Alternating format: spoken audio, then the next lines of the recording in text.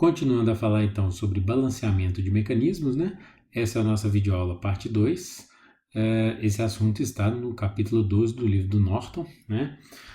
Na parte 1, a gente falou sobre o balanceamento estático, né? Que é você aplicar o equilíbrio de forças, né? Num plano bidimensional, no plano XY, né? Um balanceamento em plano único. E agora nós vamos então aplicar o balanceamento dinâmico, né? Que seria o balanceamento em dois planos, tá?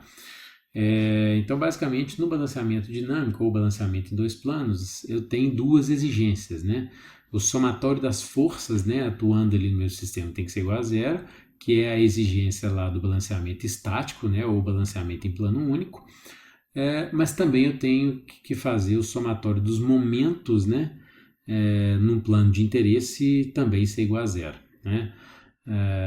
Então, né, a aplicação do balanceamento dinâmico seria para qualquer montagem rotativa em que a distância, né, o comprimento dela na direção axial, que é na direção da linha de centro de rotação, ela é significativamente grande em relação às distâncias no plano XY, né, o plano bidimensional.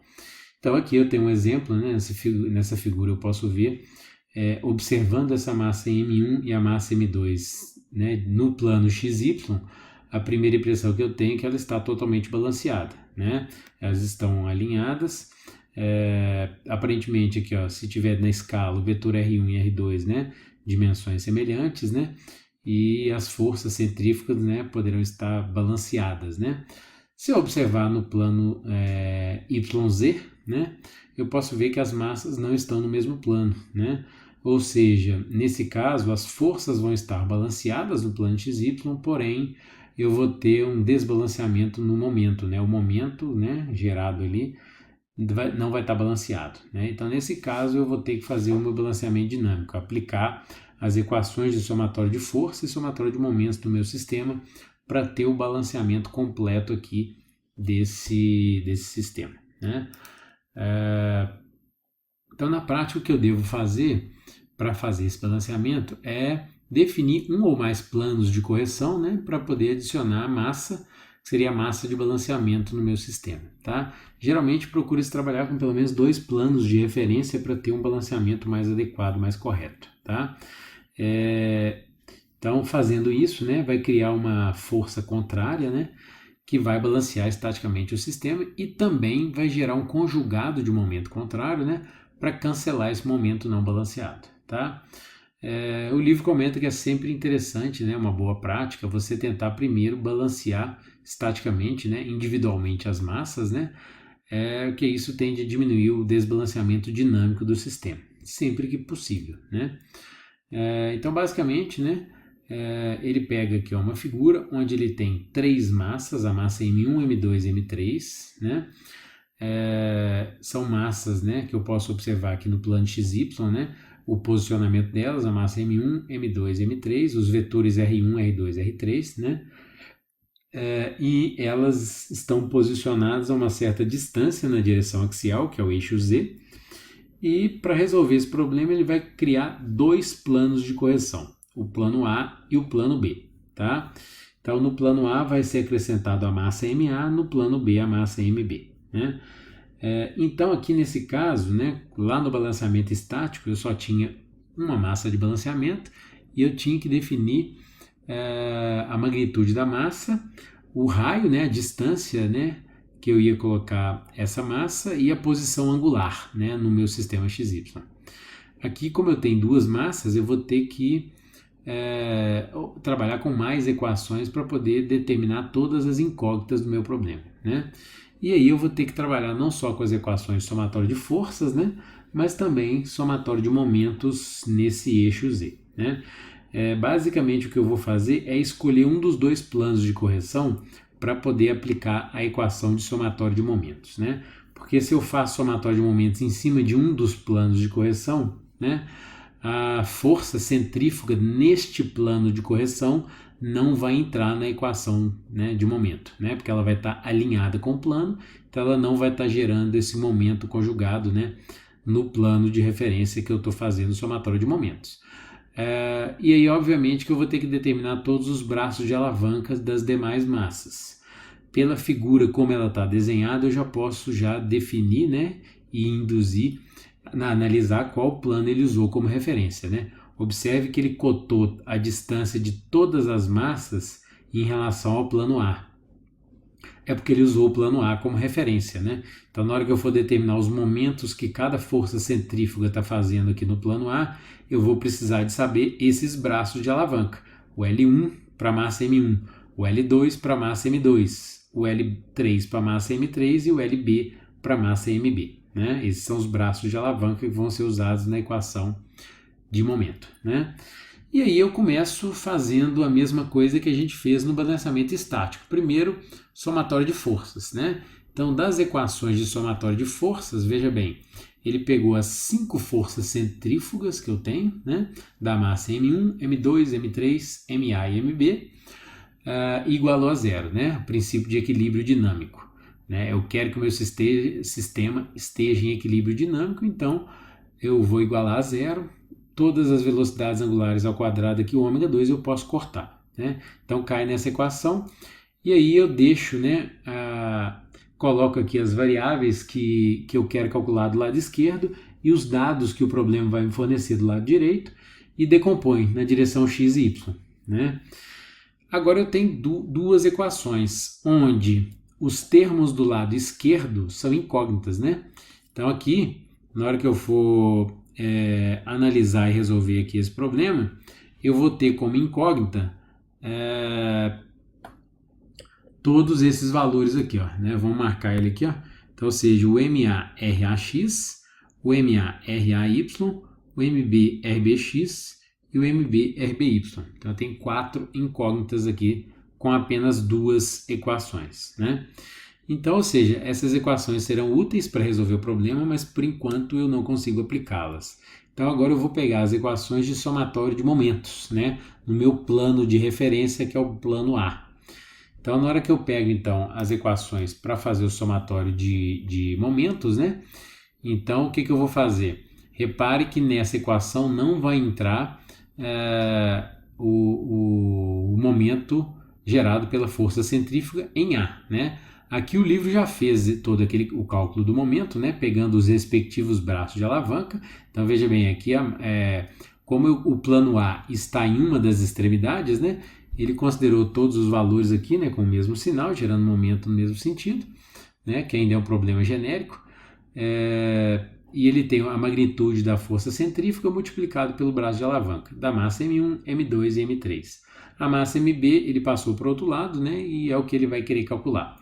Então veja bem, nas equações de somatório de momento, eu tenho do lado direito da equação vão ser valores que o enunciado do problema tem que me fornecer, né? E fazendo esse cálculo eu vou ser capaz de calcular quanto que vale esses dois valores, né? Ou seja, eu decomponho também na direção x e y, ele passou o LB dividindo, cancelou o ômega ao quadrado, que aparece em todos os termos.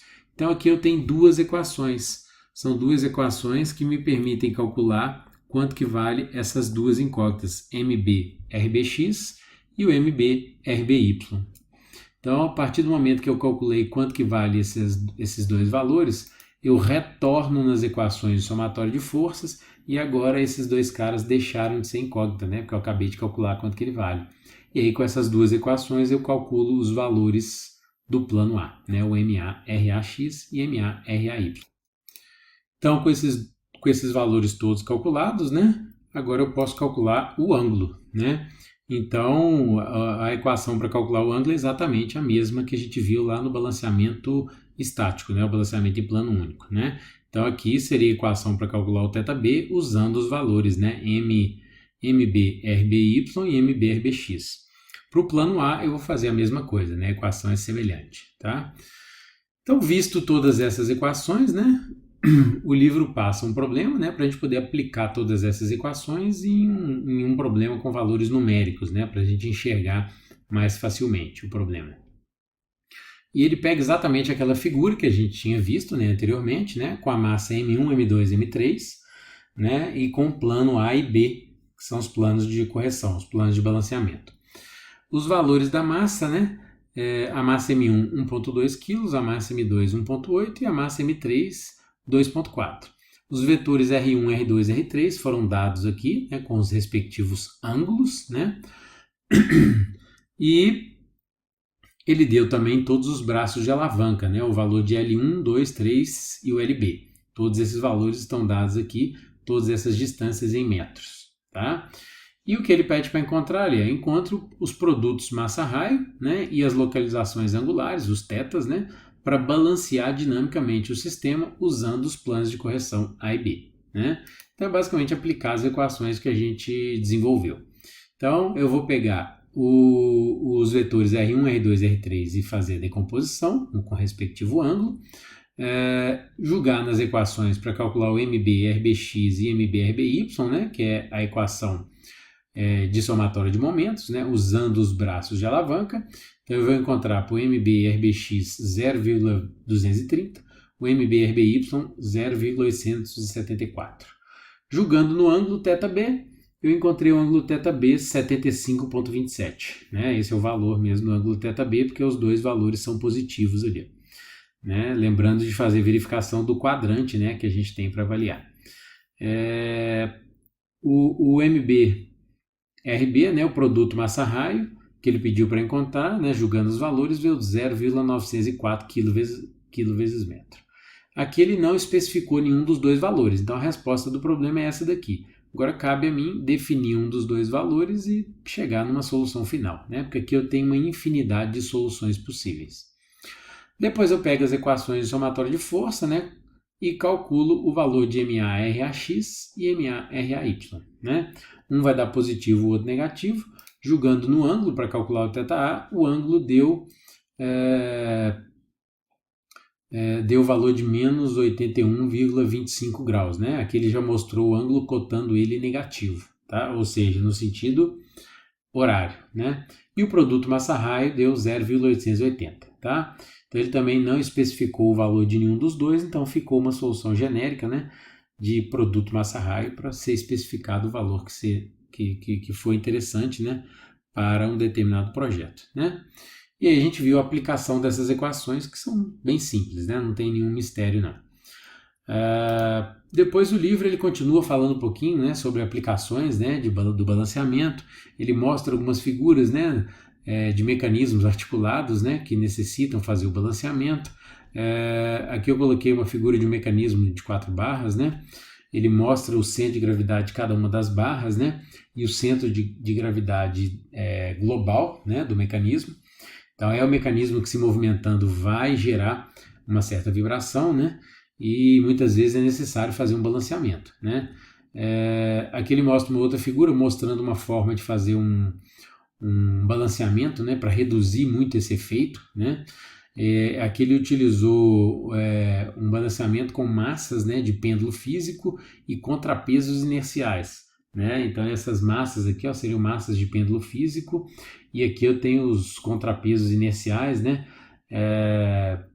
representado aqui, né, por essas engrenagens, gerando, né, uma massa, né, para poder estabilizar mais esse sistema. Então são formas ali de como você tentar fazer o equilíbrio de forças ali para diminuir o efeito da vibração, né, durante o movimento. Tá? Um exemplo também que vocês podem encontrar muito na literatura, né, é o balanceamento de um sistema do mecanismo biela-manivela. Né? No caso, por exemplo, da aplicação desse mecanismo no motor de combustão interna, a gente tem, né, o eixo virabrequim, ele tem uma série de massas de balanceamento, né, que tem a finalidade de reduzir a vibração do motor, né, uma das finalidades. A própria biela, né, geralmente ela tem um pouco de massa concentrada, né, uma massa de pêndulo físico, seria um dos lados dela, tende a ser mais bojuda, né, mas com uma massa maior, exatamente para equilibrar melhor essas forças. Né. Ele mostra também alguns gráficos, né, que esse gráfico é interessante, que ele mostra, né, a transmissão de torque, né, no mecanismo antes do balanceamento, que seria essa linha tracejada, e após o balanceamento. Então, o que eu posso ver? O mecanismo desbalanceado, né, eu tinha problemas nessa transmissão de torque. Né? eu não conseguia ter a eficiência que eu teria depois do balanceamento, que é os picos, né, de torque transmitido aqui, ó, cresceram, né? Então o balanceamento realmente melhorou o desempenho ali desse mecanismo, né? Ele mostra também alguns tipos de elos acopladores, né? Ou seja, em vez de usar simplesmente uma barra como essa daqui, eu posso usar uma barra com massa concentrada próximo da região de rotação, né? De conexão com o pino. E isso tende a melhorar o efeito, né? Vibracional. Isso vocês vão discutir bem mais detalhado, né, na disciplina de vibrações, né, mas aqui ele fala um pouquinho sobre essa parte aí das forças, né, que são equilibradas. Um nome que é muito comum usar para esse tipo de elo, né, que é chamado ali, tem o formato de um halter, né, ou então de um osso de cachorro, né, são alguns nomes aí que vocês vão encontrar na literatura. Na parte de aplicações, né, uma última coisa que o livro mostra é a aplicação do balanceamento no conjunto pneu-roda, né? Então isso talvez vocês já devem ter deparado, né, com esse equipamento, né? Quando você vai trocar o pneu, né, muitas vezes, né, você tem que fazer o balanceamento, né, para evitar vibrações indesejadas, né, e desgaste prematuro do pneu. Então, quando você coloca lá o pneu na máquina, né, o que ele faz? Ele prende, né, o pneu ali na máquina e para fazer o balanceamento, o que ele vai fazer? Ele vai girar a roda, né? E aí, se a roda estiver desbalanceada, ela vai gerar uma vibração nesse eixo, né? Essa vibração ela vai ser capturada por sensores que estão em 2 mancais, né? Geralmente a máquina possui 2 mancais. E aí esse mancal vai medir a força que está sendo gerada ali, né, devido a esse desbalanceamento da roda, né? Quando o cara coloca essa roda nesse sistema aqui, antes dele fazer o procedimento, né, para girar a roda, ele tem que informar algumas informações importantes para a máquina, né? Primeira coisa ele vai informar é o diâmetro da roda, né? Se é uma roda aro 15, aro 16, aro 17, né? Que é a posição onde ele vai colar o chumbo, né, na hora do balanceamento, né? Outra informação que ele tem que fornecer é a largura da roda, né? Que ele precisa saber a distância entre os planos de correção. Onde ele vai colar o chumbo, né? Ele cola o chumbo na parte interior ou na parte posterior da roda, né? A parte interna ou externa. Então a largura da roda vai ser a distância entre os planos de balanceamento, né? A distância entre os 2 mancais é fixa na máquina, então essa distância ela já sabe. Então a terceira informação importante que ele tem que fornecer é a distância do aro interno da roda até um ponto de referência na máquina. Geralmente ele usa um gabarito, né, que parece um compasso, né, para poder fazer essas medições. Então ele mede a distância do aro interno da roda até um ponto de referência no mancal, então ele vai saber qual que é a distância do plano A até o primeiro mancal. E aí ele vai ter todos os braços de alavanca, né? A distância entre os mancais é fixa, a distância do mancal mais próximo até o plano A ele vai informar, e a distância entre o plano A e o plano B ele também vai informar. Veja bem que o diâmetro da roda também tem que ser definido. Então, na hora que a máquina estiver fazendo o cálculo, que ela encontrar o produto massa-raio, o raio é definido pelo raio da roda. E aí ele é capaz de calcular a massa, né, a quantidade de chumbo que ele tem que colocar para balancear a roda, né? E aí geralmente a máquina tem um painel onde ele indica o valor, né, dessa massa que ele vai ter que colocar e a posição angular, tá? Então geralmente ele tem um painel luminoso com várias luzes, né? Geralmente ele vai girando a roda. Quando todas as luzes acenderem ou apagarem, quer dizer que é a posição, né, que eles chamam de posição de meio-dia, ou seja, a posição vertical. Então, na posição vertical, quando todas as luzes apagarem, é a posição onde ele tem que colar o chumbo. Então, ele vai, faz a limpeza da roda, cola o chumbo, depois ele faz um teste, né, para verificar se realmente foi balanceado. Depois que está tudo balanceado, plano interno, plano externo, ele, né, fixa melhor o chumbo e a roda está balanceada, né? Então, basicamente, esse é o procedimento ali para poder fazer o balanceamento, né, da roda. E aí ele passa um probleminha, né? Ele tem um problema proposto, que eu coloquei aqui para vocês, né? Fazerem o balanceamento de uma roda, tá? Para vocês entenderem bem como que é feito isso, tá? Então, veja bem, aqui ele me deu que o sistema máquina de balanceamento faz o pneu girar, né? O conjunto pneu-roda girar numa velocidade de 100 RPM, tá? Nesse caso, a rotação é importante porque a roda vai estar desbalanceada, né? Então eu vou capturar uma força e essa força vai ser função da velocidade angular, né? Então eu vou precisar dessa velocidade angular para resolver o meu problema. E ele fala aqui, ó, vamos ler o enunciado do problema. A força medida no mancal esquerdo, né, que é esse daqui, ó, tem um pico de 22,24 newtons a um ângulo de fase de mais 45 graus. Então, no plano XY, né, tem um ângulo de 45 graus o pico de força. A força medida no mancal da direita tem um pico de 8,9 newtons com ângulo de fase de menos 120. Cuidado com o sinal. A distância entre os dois mancais vale 254. Então, a distância entre os dois mancais ele me deu 254 milímetros. E ele passa algumas informações ali. Ó. A margem esquerda do aro da roda, que é o plano A, está a 101,6 milímetros da linha de centro do mancal mais próximo. Ou seja, da linha de centro desse mancal até o plano A, eu tenho 101,6 milímetros. Né? Depois ele continua ali. Ó. A roda tem uma largura de 177,8. Então, 177,8 é a largura do aro, a distância do plano A até o plano B. Então, aqui eu já tenho todos os braços de alavanca que eu vou precisar para resolver meu problema. Né? Ele informa também aqui, ó, calcule a magnitude e a localização, né, em relação ao ângulo de referência zero do pneu, que seria o eixo X, das massas de balanceamento nos dois planos.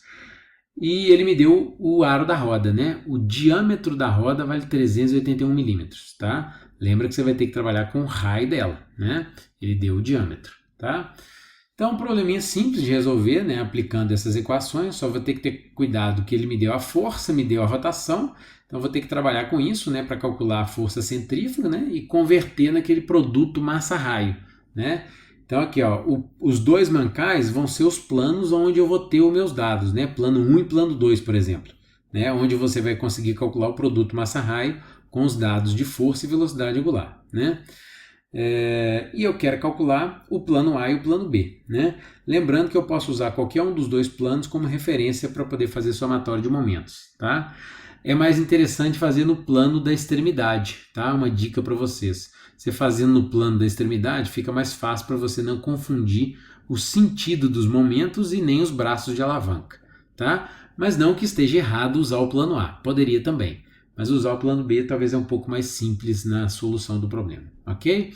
Então resolvam esse probleminha, tá? Quebrem a cabeça tentando resolver e depois no nosso próximo encontro a gente vai discutir sobre a solução dele.